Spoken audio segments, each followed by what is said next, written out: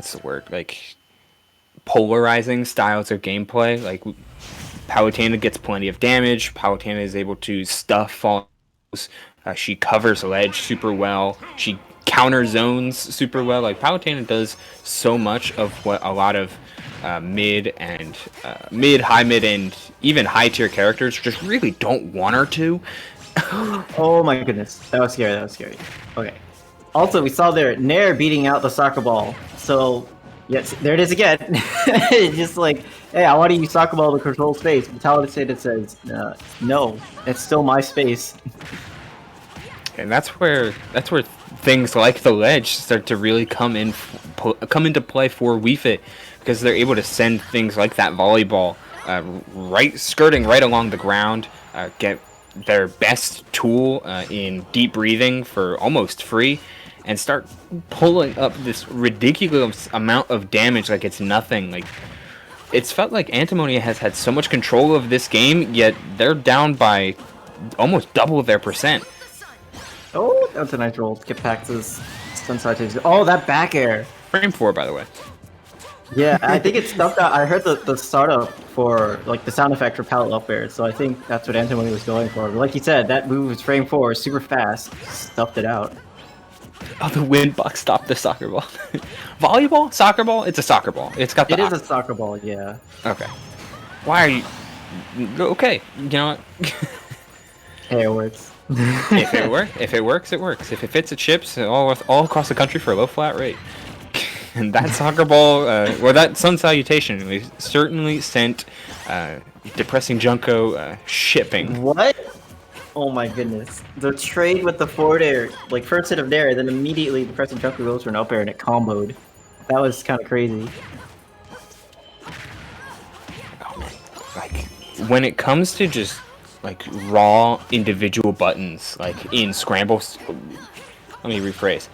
Wii Fit does incredibly well in scramble situations because she has a couple tools that are either really strong, really fast, or both. Things like back air, as we mentioned before, F tilt, down air. Like, all of these buttons are just, like, they are just quick enough and immensely strong enough to make every player a little bit scared to go commit super hard to an approach. Yeah, I mean, like a lot of times in tournament situations, Paolo will try to jump and use one of her really good aerials, but like you said, the other Wii Fit's moves are just so fast that those options are really kind of locked out. So Paolo would have to rely on something like dash attack, using invincibility on that to really try to stuff out Wii Fit's moves. Yeah, and it's lucky enough that Paolo has easy answers like dash attack or back air as she just dropped from Halo. Antimony keeping it close, but that was weird.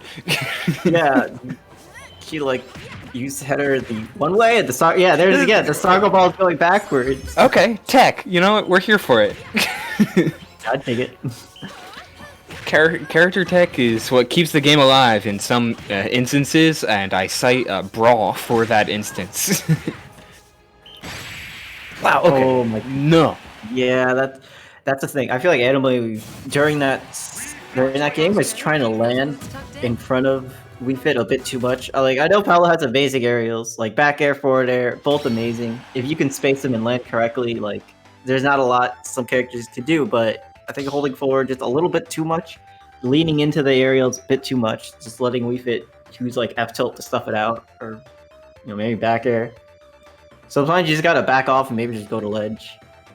Yeah, it's the reason why some matchups for Palutena really devolve into, like, I'm gonna use auto reticle and back air whenever you're close. Wii Fit might just be one of those matchups where, in order to really invalidate some of the character's best, most potent tools, things like F tilt, catching people with F smash, and like rising bear, jump, volleyball, soccer ball, excuse me, and the best way to do that is just to put out the shield and say, no, enough of that, stop. There we go. Oh, okay. Oh my goodness. That's such an unorthodox combo for Paolo, but hey, I'm sure Antimony's fine with that.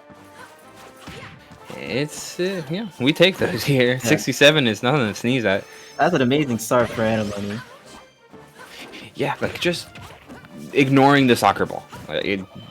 as long as you avoid the header hitbox, the soccer ball isn't too impressive of a projectile. It's just a matter of it being insanely active. You know, like playing soccer, you get very active, or you know, yoga, I guess. Oh my god! Thank you for the follow. Oh, I was like, oh my god, thank you for the follow. What do you like? Why is it so surprising? Oh wait, the guy's name literally is. Oh my god. Here we are. Never mind. We get a little bit of numbers here. We get a little bit of that ledge gameplay. I think every Wii Fit's gonna have to play the ledge at some point. Like that, I feel like it's just such an important part of the character's game plan. But some Wii Fits use it, and some Wii Fits live and die by it. It's harder to live and die by it when all of your best stalling tools often make you regrab, and things like down tilt comboing into bear, or just raw up smashes as we saw in that last stock interaction. They just make it so committing to staying on ledge against Palutena is almost impossible. Like, you have to try and keep resetting your invincibility. You have to try and fight her. And that's where Palutena's incredible frame data really starts to bite you in the ass. There. Yeah, but DepressingJunko finds an opening with that soccer ball by hitting during explosive flame startup. So he takes a stock.